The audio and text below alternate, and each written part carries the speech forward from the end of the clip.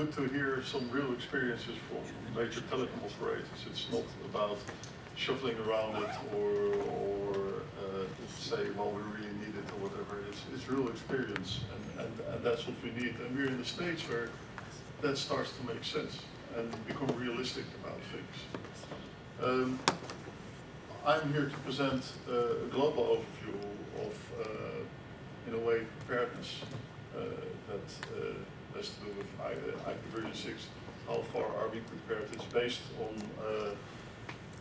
work done with the NRO, the RARs of this world, like Wright and others, that have been sending out this survey, almost similar survey, hardly changed, over the last 5 years now. The last 3 years it's been global, and that gives some good comparison, because what is representative? I'm not suggesting this is, because the respondents to this survey are basically organizations that are interested in the subject. They're in the RAR networks, so I think if you look to ISPs overall, this is the top in terms of interested parties. Nevertheless, by looking for several years in a row, you can see how change occurs. So I'd like you to focus on how the change happens rather than the absolutes in this. The global survey was made possible by the European Commission a couple of years ago, and when I was involved in the monitoring project with Arjen, who will speak later as well from TNO. And it was based on work done earlier in Aaron, and I'm grateful for the preparatory work. We evolved it over time to what some of you may know now. So, who of you have been responding to this survey? Ed? Well, I don't know all respondents by name, but we happen to be at the same panel on IPv6 in the last ICANN meeting hosted in Toronto, and Ed is from Canada. Actually, if you look around in the world of ISPs and RARs, it's broadly participated, and it's been broadly supported. So one of the things I want to pick up here is, yes, European research is important, and do connect to what's happening out there globally. And if you talk about IPv6 deployment, these organizations, IETF is mentioned several times, but also the RARs are fairly important. So we've been continuing to repeat this survey because the last question of the survey is always like, do you think it makes sense to do it another year? And the answer was always more than 90% says yes, please.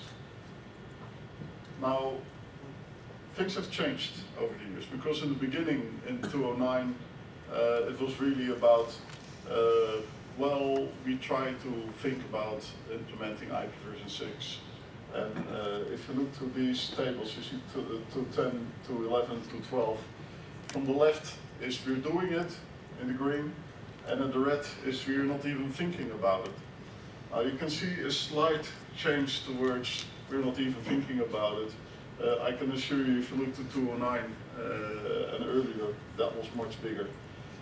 What we see now is that preparedness over the last 3 years have enormously grown. Many ISPs feel they're now prepared for implementing IPv6, or will be doing so shortly. For the first time, we also see that IPv6 connectivity usage is taking up. Not so much in the baseline of how many of the traffic is there, but 60% in 2010 of ISPs of respondents was not confronted with IPv6 connectivity issues. Today it's only 35%. That is a trend that is beginning, that shows that even if it's a small percentage of your customers, if they don't get it, they'll notice. And we all know that media are much more eager to report about those cases where things don't work than for cases where they work. So, do you have an IPv6 presence? Again, percentage of use is still low, but we can see that only 23% of the respondents still doesn't have any presence.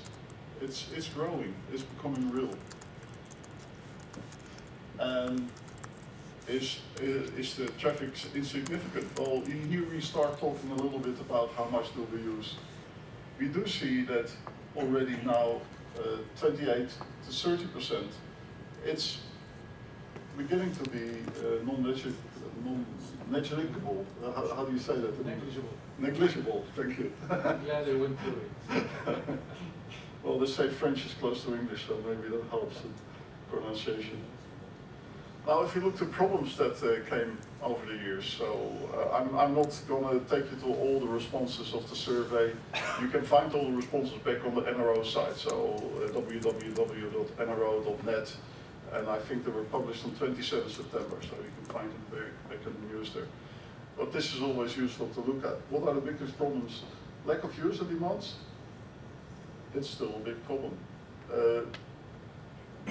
We've even heard here the European Commission this morning, per opening said, well, they fought hard, this unit that is responsible for sponsoring this project, to get the Commission to start deploying a little bit of IPv6 in its systems, to get a website up to do that, to make it available on Wi-Fi zone. With the clear argument, if we want to promote it, we need to show that we do it ourselves as well. And we all know this world, particularly not from the academic, but from the technical world, they don't take you serious if you don't do it, you know. And they've done it.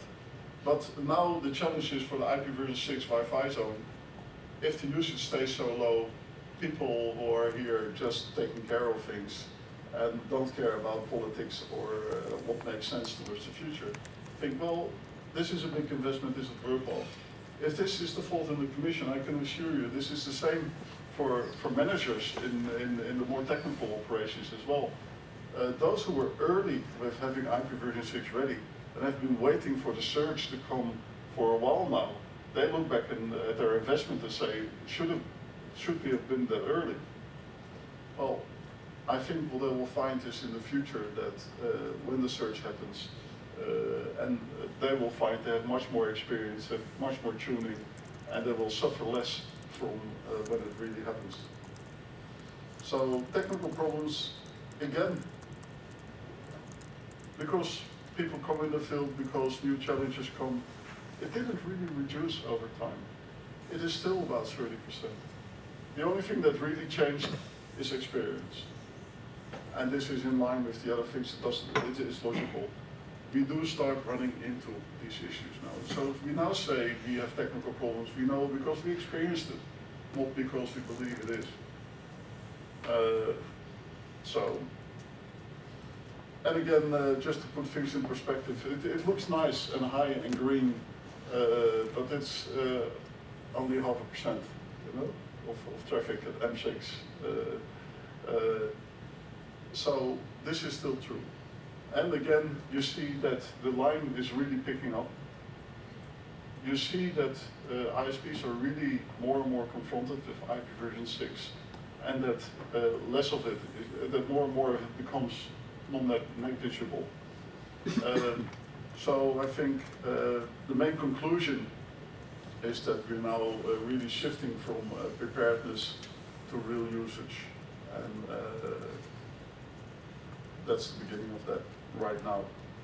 So again, we couldn't do the survey without all respondents, and we'll do it again in May this year.